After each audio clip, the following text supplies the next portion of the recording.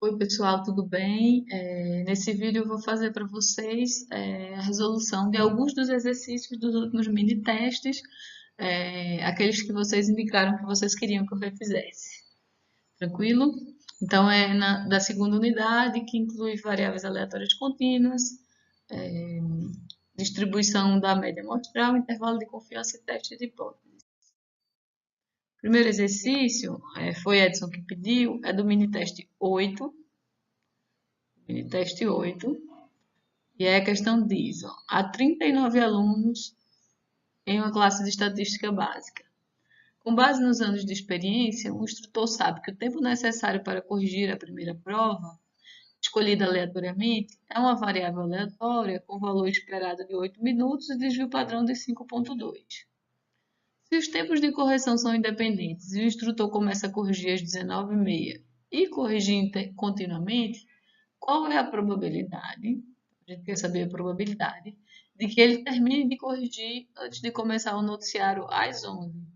Aí eu lembrei agora, esse mini teste foi um mini teste que algumas questões estavam erradas, inclusive essa questão. Então eu não sei se vai bater o resultado, mas lembrando que a gente já anulou, então ele não vai compor na nota. Mas a gente resolve porque a gente fica sabendo como é como qual é o passo a passo para resolver essa questão, que também foi uma questão do roteiro daquela semana. Então, eu coloquei essa daí achando que era tranquilo, porque vocês já tinham visto e a gente já tinha até feito ela em sala de aula, uma bem parecida. Então, vamos lá. A gente tem, olha, o N, o tamanho da nossa amostra, são os 39, que são os 39 alunos da classe, certo? A gente tem, a nossa pergunta é, qual é a probabilidade de, se o instrutor começar às 19h30,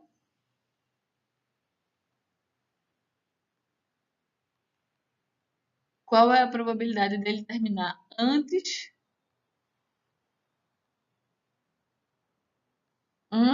das 23 horas?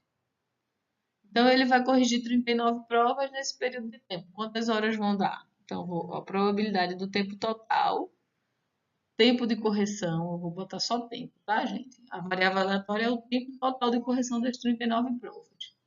Qual a probabilidade desse tempo ser menor ou igual a... Aí vamos ver, olha. Ele vai das...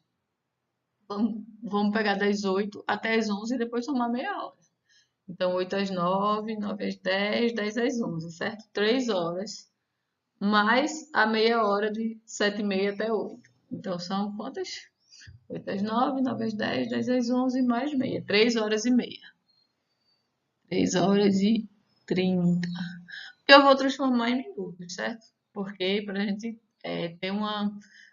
tá tudo na mesma unidade. 3 horas e meia. Então, 3 vezes 60 mais 30. Certo? 180 mais 30 vai dar para a gente 210 minutos. Essa questão que aconteceu quando eu fiz a resolução dela lá na função, lá no multiprova, foi que eu calculei foi esse tempo errado. Em vez de colocar 3 horas e meia, eu coloquei 3 horas menos 30, 2 horas e meia. Então é por isso que talvez o resultado dele esteja errado.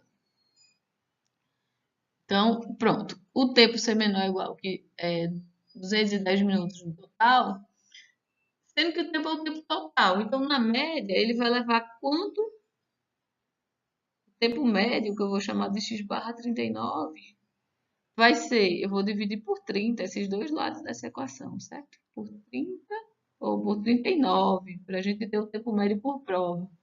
Eu vou dividir aqui por 39. Então, que o tempo médio de correção seja menor ou igual, aí vamos ver quanto é que dá 210 dividido por 39.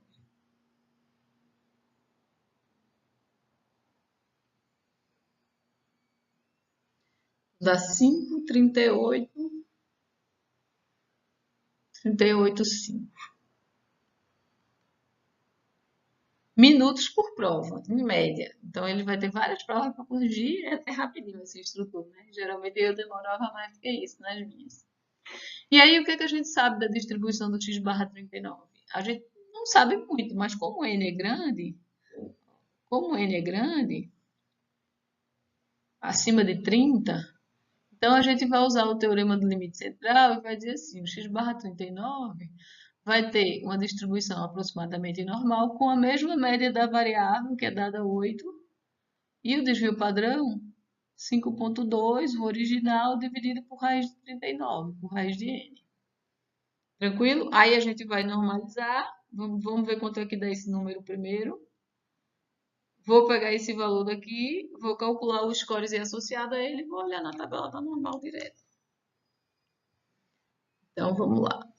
Eita, não precisava ter apagado meu valor, mas tudo bem. 5,2. Eu não... 5,2 dividido por raiz de 39. Dá 0,833. O que eu vou fazer? Geralmente eu não gosto de arredondar no meio da questão, eu gosto de fazer. Essa vai ser igual à probabilidade da Z menor ou igual que este número aqui, que é 210 dividido por 39, menos a média da distribuição, menos 8, dividido por aquele desvio padrão.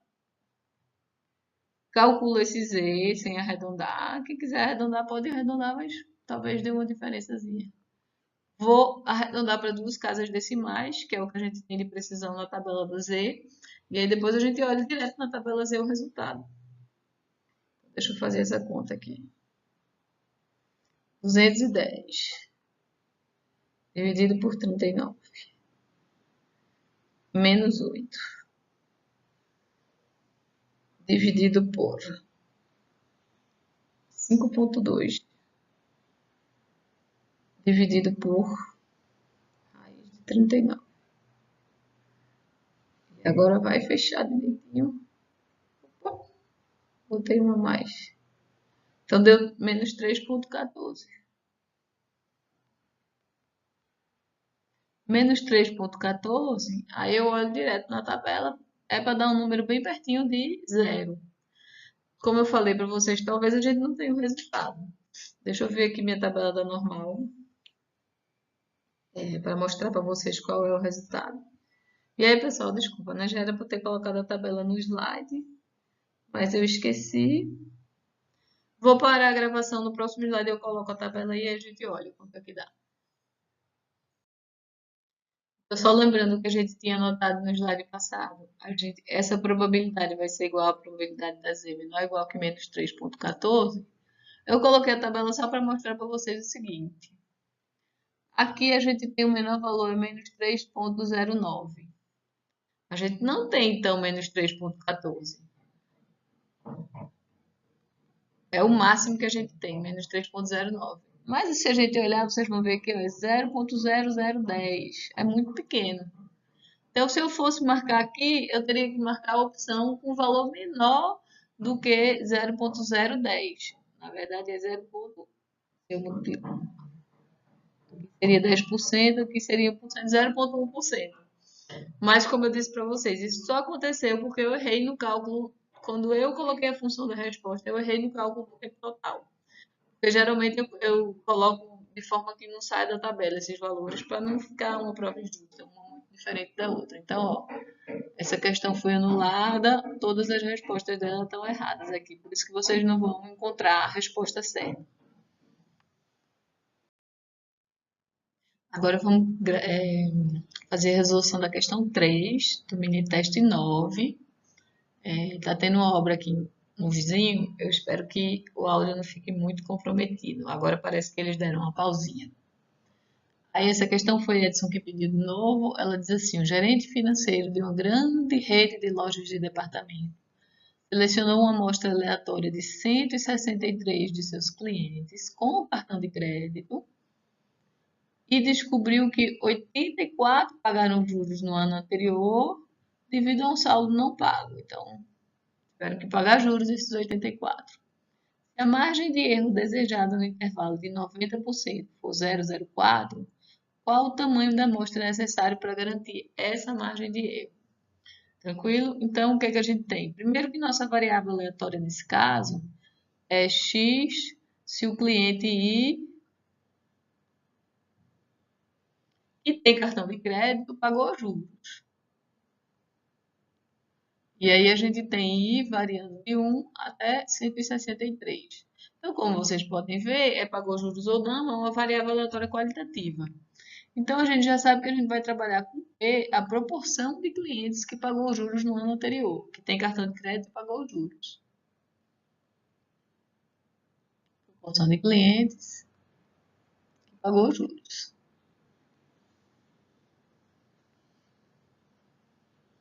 E aí, o intervalo de confiança para a proporção, com 90% de confiança, a gente já sabe que vai depender do P-chapéu, mais ou menos.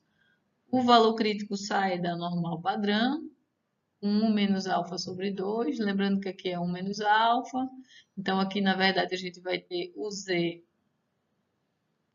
de 0,95.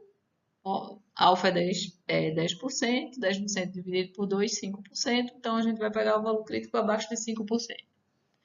Vezes a raiz de P-chapéu, 1 menos P-chapéu, sobre N. Já vou botar logo que N a gente já sabe que é 163. Falta a gente calcular. Quer dizer, falta a gente calcular não. Ele não está querendo que a gente calcule esse intervalo de confiança.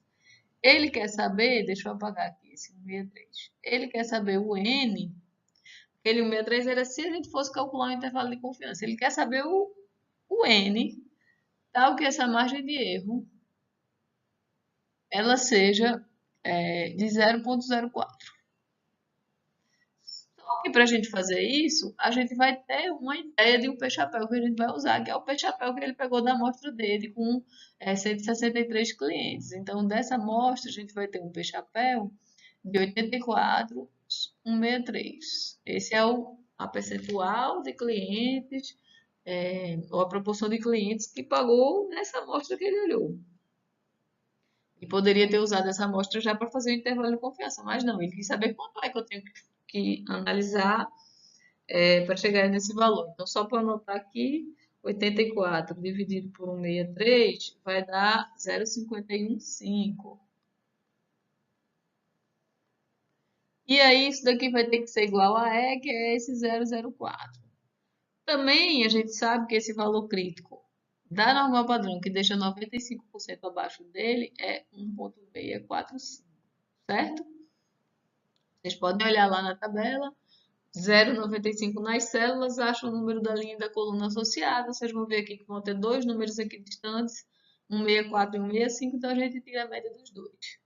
Daí que a gente vai ter, então, raiz. Eu vou passar esse raiz para lá, certo? Então, raiz de n vai ser igual a 1,645 vezes a raiz desse P-chapéu, 0,515, vezes 1 menos isso. Deixa eu ver como é que eu faço aqui na minha calculadora, 1 menos isso. 1 menos. Ixi. 0,515. Dá 0,485. Essa raiz ficou aqui. O E, que é 0,04. E aí eu vou levar, na verdade, o N vai ser isso aqui elevado ao quadrado. Vou tirar esse raiz daqui. Vou fazer assim, roxinho, na verdade. Azul clarinho. Vou elevar esse ao quadrado e esse ao quadrado. Que aí a gente já vai ter N, uma aproximação para N direto. Deixa eu só conferir se eu anotei direitinho aquele 84 dividido por 163. Não tá certo, tá tranquilo. Então, a gente vai ter 1,645 vezes raiz de 0,515 vezes 0,485. G raiz, multipliquei, dividi. Agora eu vou dividir tudo por 0,04 e vou levar ao quadrado. Levar ao quadrado. Então, a gente ficou com, 422,43. Então, essa conta, 33. Aqui a gente sabe que quando a gente for pegar o tamanho da amostra, a gente tem que arredondar para cima. Então, o N vai ser 423. E para garantir o que a gente queria, a resposta é como estava marcado. Tranquilo? Aí vamos fazer agora a questão 1 do mini teste 10. Já está em teste de hipóteses aqui. Os caixas eletrônicos de bancos devem ser abastecidos com dinheiro suficiente para atender às retiradas dos clientes durante todo o fim de semana. No entanto, caso uma quantia excessiva de dinheiro seja desnecessariamente mantida nos caixas eletrônicos, o banco estará perdendo a oportunidade de investir o dinheiro e oferir juros. Porque o banco, não é, vocês lembram, o banco está no negócio de emprestar dinheiro, pega de um e empresta para o outro mais caro. Suponha que em uma determinada agência bancária, a média da aritmética da população para uma quantia em dinheiro retirada dos caixas eletrônicos em cada transação de cliente durante o final de semana seja 130. Então, na média, o cliente que vai lá no final de semana tira R$ 130, com desvio padrão de 31 para a população. Então, está dizendo bem claro que esses dados são da população, com distribuição normal. Não foi uma amostra que a gente pegou e analisou e deu esses valores. Caso uma amostra aleatória de 20 transações de clientes indica que a média aritmética da amostra de retirada seja R$ 144, existem evidências para acreditar que a média da população de retiradas deixou de ser 130, assumo que o desvio padrão não se alterou e indica o p-valor do teste. Então a pergunta é, será que a retirada média da população, eu vou chamar isso aqui de MI, a média da população de retiradas, será que esse MI, que a gente achava que era 130, ele deixou de ser 130? Então, ele está diferente de 130? E aí, o que a gente tem? Que numa amostra com 20, a média da amostra foi 144. Tranquilo? E está pedindo para a gente calcular o p-valor. O que é que a gente sabe? Assumo que o desvio padrão não se alterou. Então, sigma conhecido igual a R$ 31, que era dado no enunciado. Aí pronto, né? O que é que a gente vai fazer? Vai fazer um teste bicaudal, um teste de média bicaudal com sigma conhecido. Bicaudal por quê? Por causa desse diferente aqui, com sigma conhecido, então vai dar pra gente que a gente vai fazer um teste Z. Então a gente vai ter que a média 130 se a continua for verdadeira. No o caso da Z, eu vou pegar esse 144, vou calcular o score Z associado a ele, 144 menos 130. Sigma dado 31 sobre raiz de 20. Esse vai ser a nossa estatística do teste. E calculo a área para cima. Vou botar em vermelhinho. Essa área para cima vai dar para a gente p-valor sobre 2. Por que p-valor sobre 2? Porque estou trabalhando num teste bicaudal. Eita, que esse valor está esquisito. Um teste bicaudal. Então, é por isso que a probabilidade de ser tão extremo quanto ou mais que eu observei na amostra vai dar só a metade do p-valor. Se eu fosse comparar, compararia com metade do nível de significância. Então, a gente quer calcular, olha só, a probabilidade de Z maior ou igual que 144 menos 130 dividido por 31 sobre raiz de 20. Vamos calcular esse Z. Vamos olhar na tabela, quanto eu tenho de acumulado abaixo, e vai sair 1 menos o que eu tirar da tabela. Então, 1 menos a acumulada da Z de... Deixa eu ver quanto dá essa conta. 144 menos 130 dividido por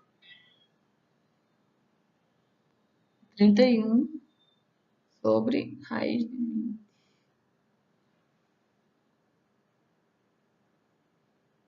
Aí deu 2.019, então 2.02 aproximadamente. Então agora a gente vai lá na tabela da normal padrão, linha 2.02, linha 2.0, coluna 002, vai tirar essa acumulada. porque eu fiz um parênteses tão grande, certo? Se eu já vou ter um númerozinho. Então, aí a gente vai ter 1 menos, quanto é que a gente vai olhar na tabela, que é o que eu estava dizendo para vocês, eu vou deixar já aqui no meu celular a tabela aberta. Vou fechar meu drive. E aí, dentro do drive, eu olho a tabela da normal padrão e mostro para vocês ela aqui.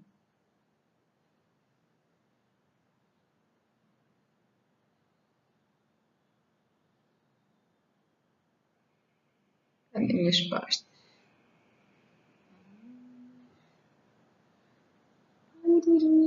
Diferença estatística, intervalo de confiança. Tabela Z está antes do intervalo de confiança, está dentro de distribuições contínuas. Dale.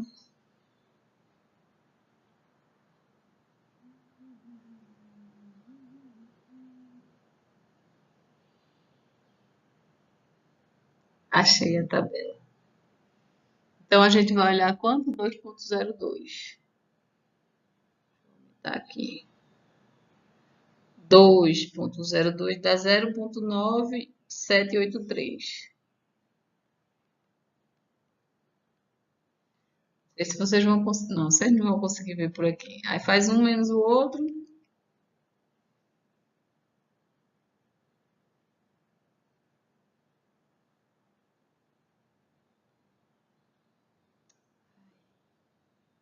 É duas vezes, né? Porque a gente está querendo o p-valor. Lembra que isso daí dá o p-valor sobre 2. Então, a gente vai ter 1 menos 0.9783. A gente vai ter 0.0217. Esse é o p-valor sobre 2.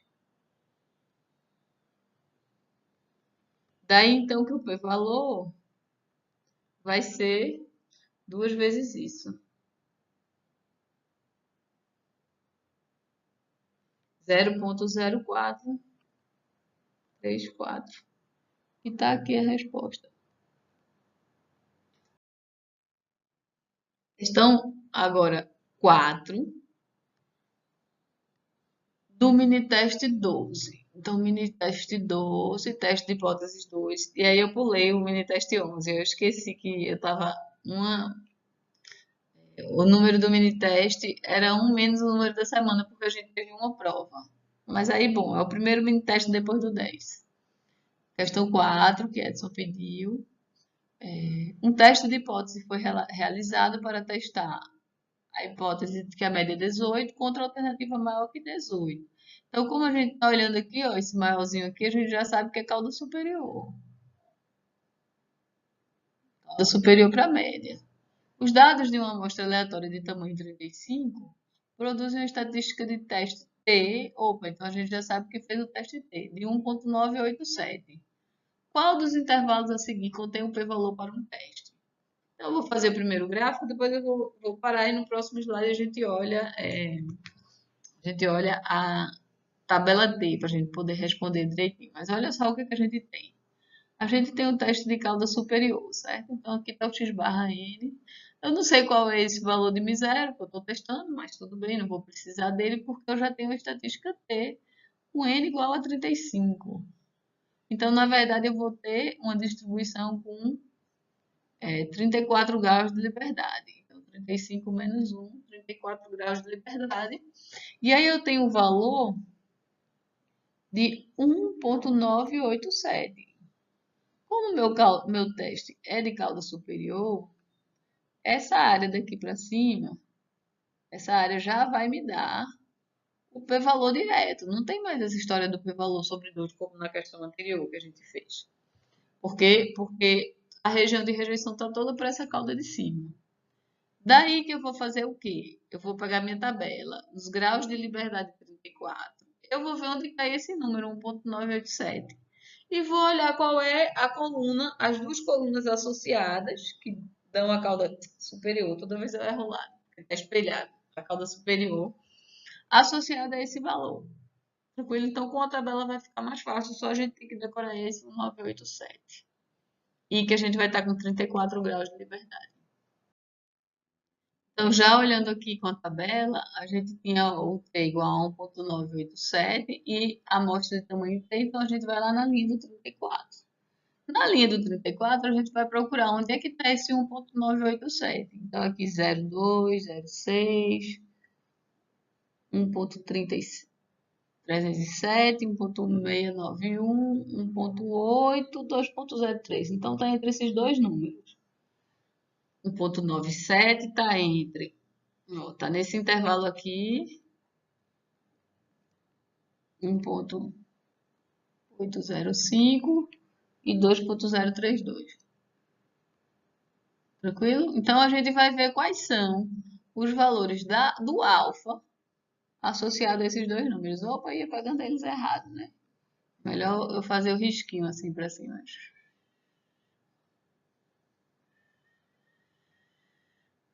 Opa, vou ter aqui em cima, ó. Todo mundo está vendo que o alfa, que é o que é dado aqui nas colunas, vai estar entre 2,5% e 4%, que era a resposta do nosso exercício. Então, essa era bem fácil, era só como é que a gente calcula o p-valor usando a tabela. Então, pronto, pessoal, vocês têm me mandado só essas questões dos mini testes passados. É, quando eu faço, parece bem fácil, né? Algumas dessas questões já tinham sido questões do roteiro, então eu estava com a expectativa de que vocês fossem acertar tranquilamente. Tirando a primeira questão, que realmente o enunciado dela está errado, ela já foi anulada. E aí, vejam aí se vocês têm mais alguma dúvida, vão me mandando pelo grupo de WhatsApp ou por e-mail, que aí depois eu faço mais resolução e coloco para vocês. O ideal é ir para a prova dessa semana sem ter nenhuma dúvida guardada. Então, mandem as dúvidas.